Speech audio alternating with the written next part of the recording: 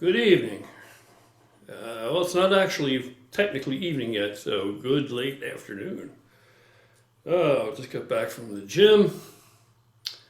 Beat myself up pretty good. And I'll tell you the truth, it just gets tougher and tougher every year. Oh, remedies. Anyway, I had a request from a brother that asked if I could make a video discussing what I take pre-workout, what supplements I take pre-workout. A lot of you guys that have been on board a while, you know what I do, but I'll explain it.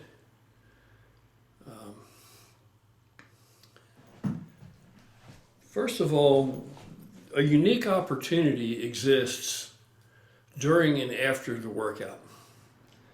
Now, we've all heard about the anabolic window where everybody used to believe, and I don't know who still believes it or doesn't believe it, but that you had to get you some really fast acting, quick absorbing protein in your body immediately post workout.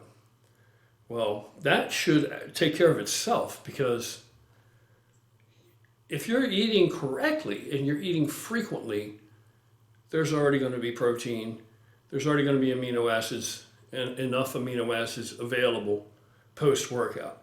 So, sure, I want to get home after my workout and have a meal, of course.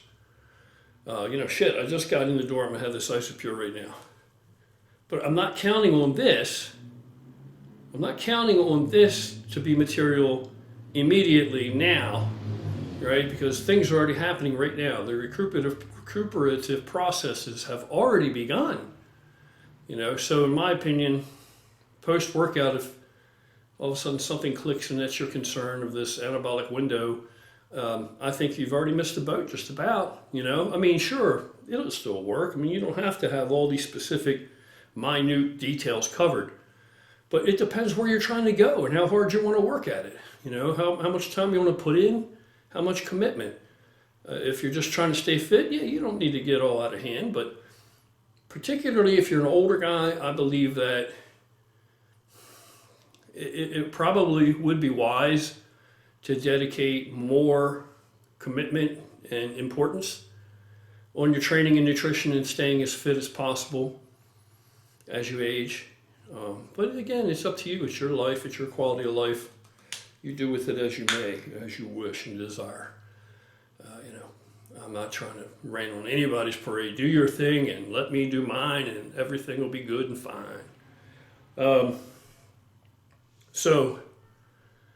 If diet's on point enough that meals are frequent, enough feedings, there's already protein in there. There's already enough of amino acid pool. There's enough in my bloodstream.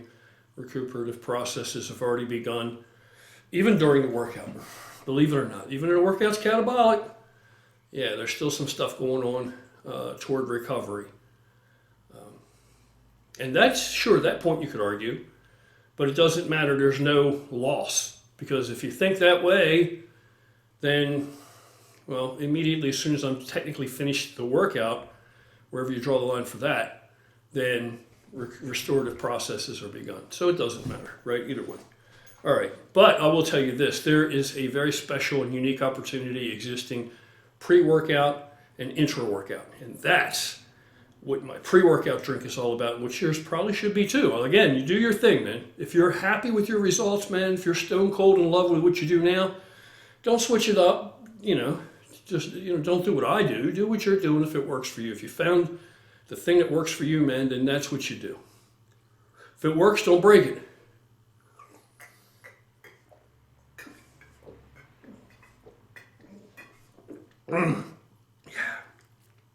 But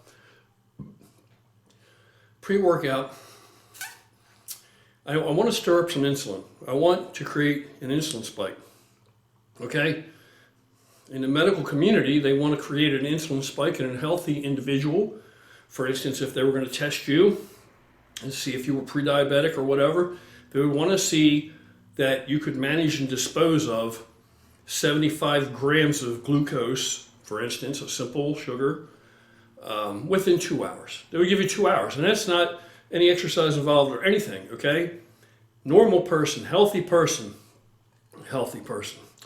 should be able to dispose of 75 grams within 2 hours. That means your blood sugar level is going to rise, it's going to spike, and that's going to generate a release of insulin, a healthy release. That's why they choose 75 grams. That's the number. And within 2 hours, that should be down to an acceptable level when they read your blood sugar level. And they usually do this fasted, this test. So what I do is I want at least 75 grams, and I will go up from there dependent upon my volume. Body size, yes, but the muscle, how much volume, how much glycogen can my muscles hold? How much can I hold? And you can actually condition your muscles to hold progressively more and more glycogen, not unto infinity. There's a point. There's a point where you're as full as you're going to be. Any more than that, you won't be able to absorb. You'll spill over. But it's easy for you to figure all this out. And if you don't want to go that far to figure it all out, don't. You can just set up your basics, 75 grams. I use Karbolyn, and I'll put some videos over this, some clips in here to show you the actual supplements. I use Karbolyn by EFX. It's the only company that makes Karbolyn. Dr. Jeff Galini created it, invented it. It's patented. It's patented. Nothing else works like it. In fact, it works so well that now I have seen it cropping up as an ingredient, and it's trademarked and says it includes Karbolyn in other supplements, in compounds. But there's not enough in there to really do the thing. I think they just want to be associated with the name now because enough people are catching on.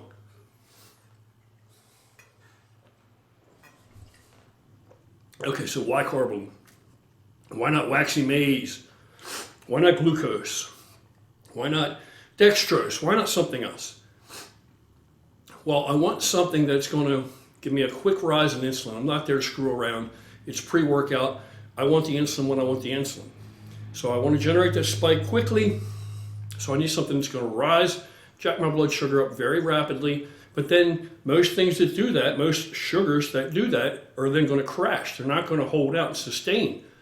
However, Karbolyn is actually a modified complex carbohydrate. It's been altered, molecularly altered, so it behaves like a simple carb. It actually rises, blood sugar rises faster with Karbolyn than with pure glucose. So that's really saying something. So you're going to generate the insulin spike, bang. It's advertised in their testing has seen it that it will hang in there and sustain with you for up to 2 hours. Now me, hard workout, the way that I work out, high volume, fast pace, I dispose of it in about an hour and a half. That's still amazing and incredible.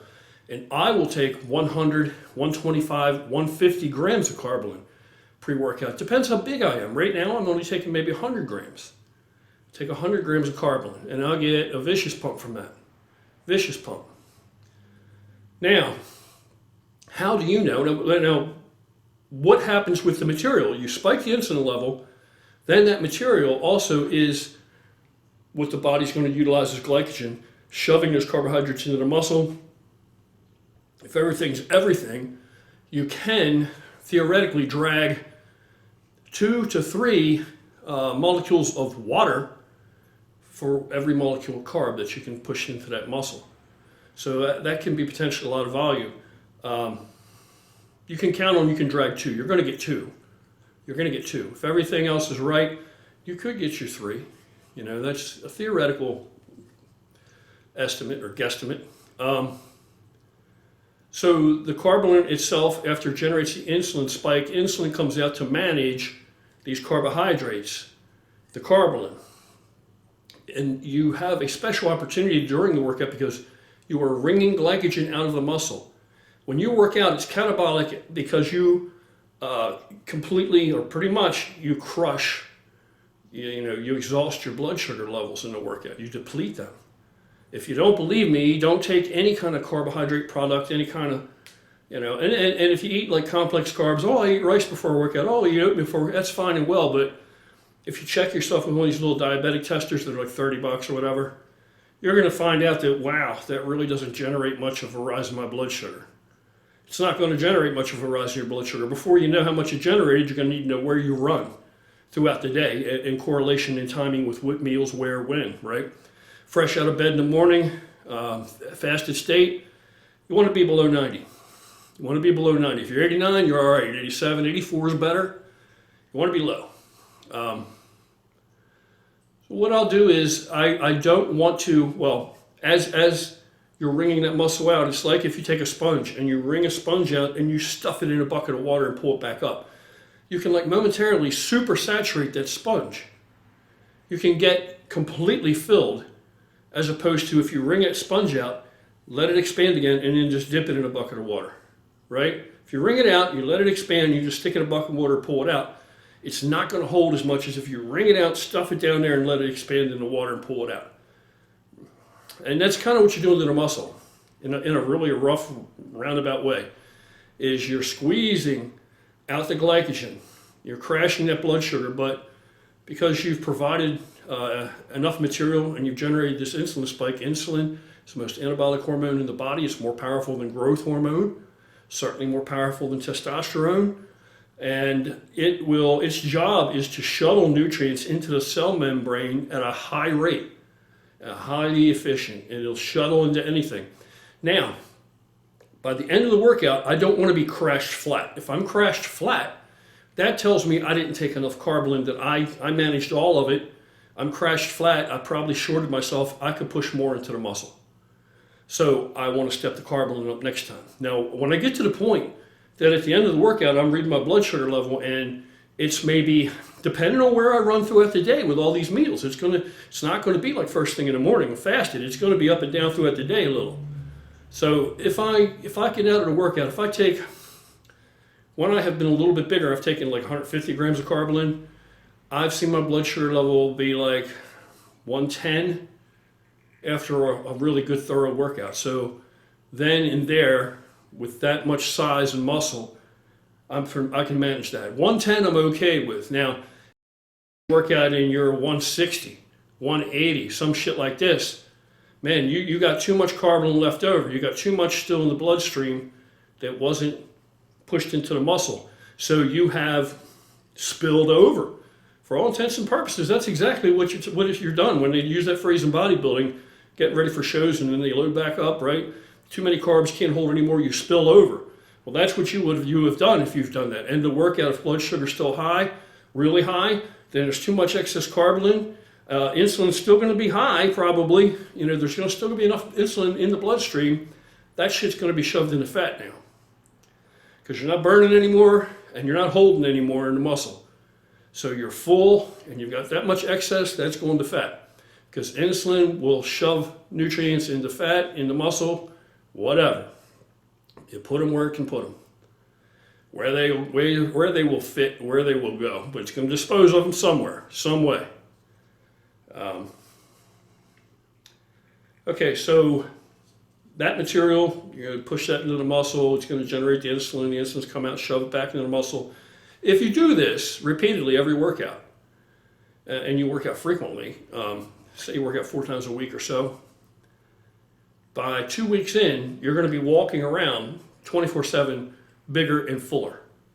You're going to be bigger and fuller because you're going to be completely full of glycogen. You're going to be holding more glycogen. So is there an advantage to this other than just physical appearance, that you look a lot bigger and rounder? Well, a better hydrated muscle is a healthier muscle, is a stronger muscle, is capable of a greater contraction, and is less likely to be injured. So all that's good.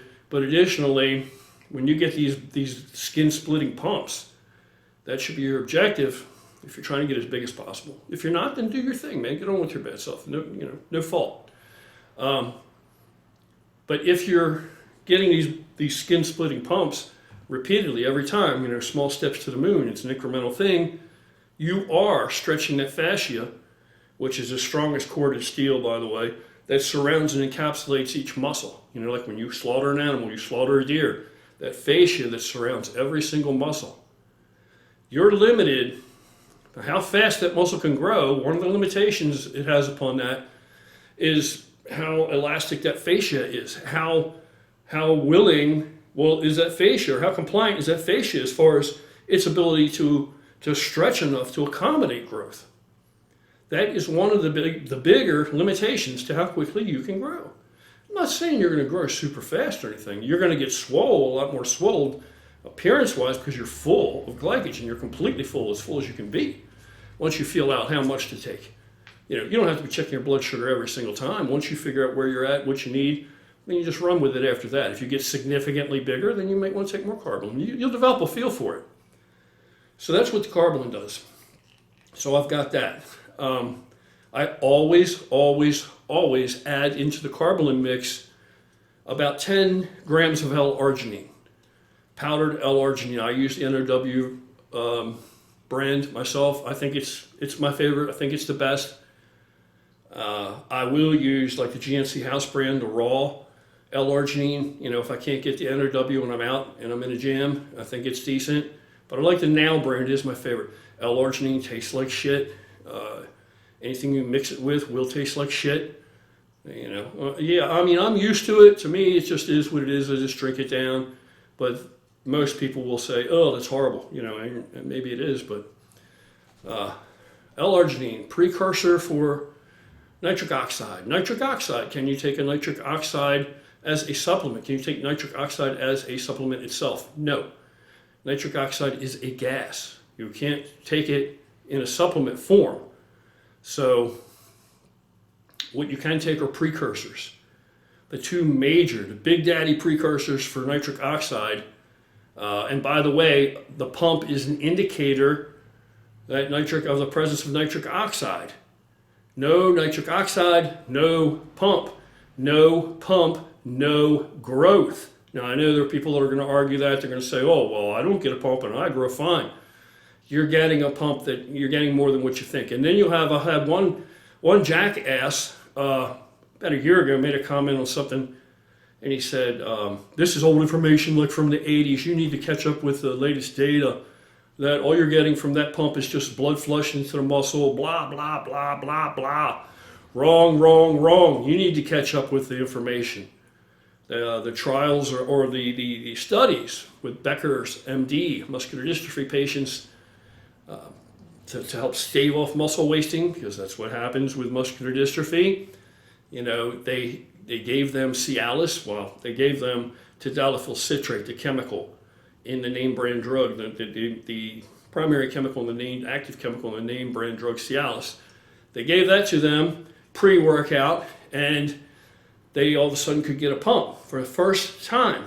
So their inability to get a pump prior to that, they connected that with this muscle wasting, and they figured, well, these guys do not produce nitric oxide. This is how far science, this is how much it's limited. In this day and age, they couldn't distinguish, well, it seems they don't create nitric oxide or produce nitric oxide.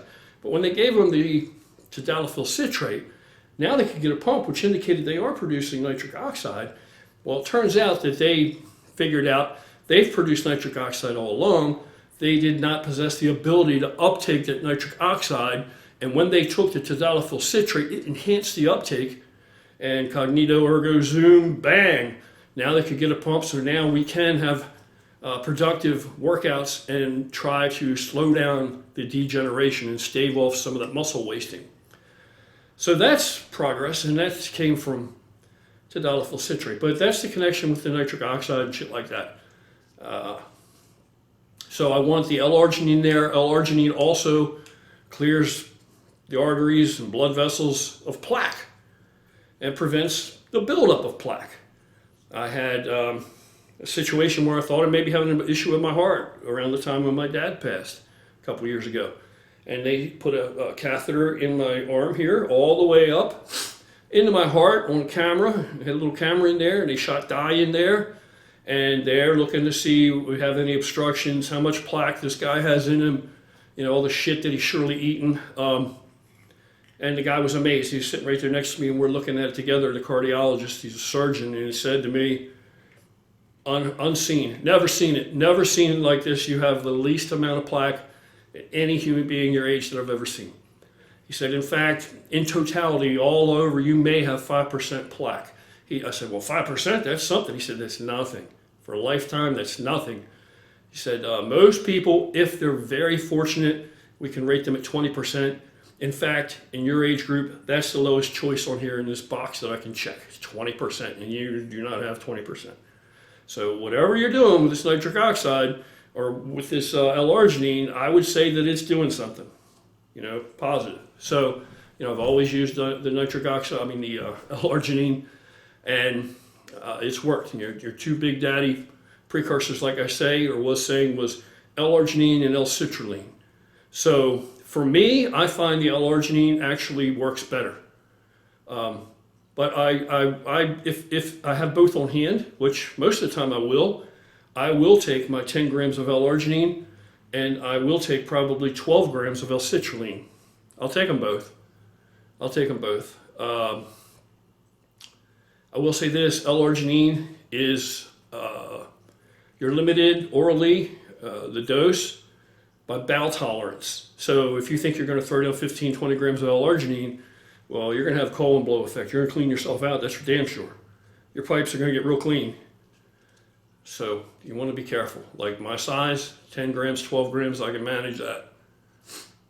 Let's see, so I'll throw the citrulline in there, the L-arginine in there, the carbolin in there, and then what am I going to mix it up with? What's the base? What's the liquid I use? Those are all powders. I use beet juice. I use organic, pressed beet juice. And I'll show you that in here.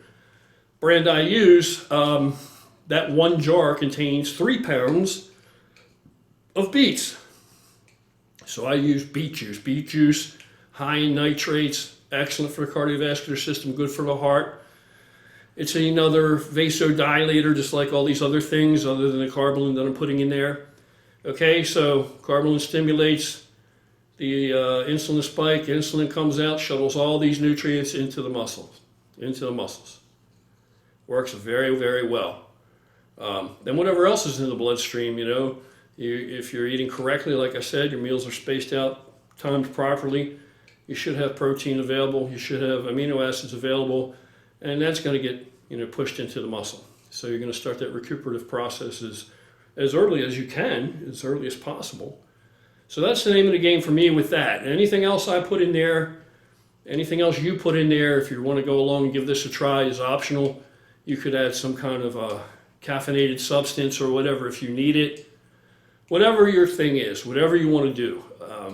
Occasionally I'll put a little something else in there, whatever the latest, greatest thing is that I'm just trying out. But there's no hard, fast rules other than the carbolin must be in there, the L-arginine must be in there, and I mix it with beet juice.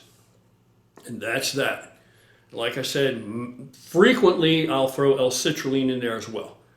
And when I'm in good shape and I'm really working out and doing my thing, I will get pumps that are inches. I've measured it in video before, inches. So I get these ungodly pumps. And everybody knows it. It's very commonplace for people to see me in the gym and say, Jesus Christ, how in the hell do you get these pumps? That's how I get them. That's what I do, and I've explained it before. So that's that. What else do I need to talk about to cover this? I guess that's it.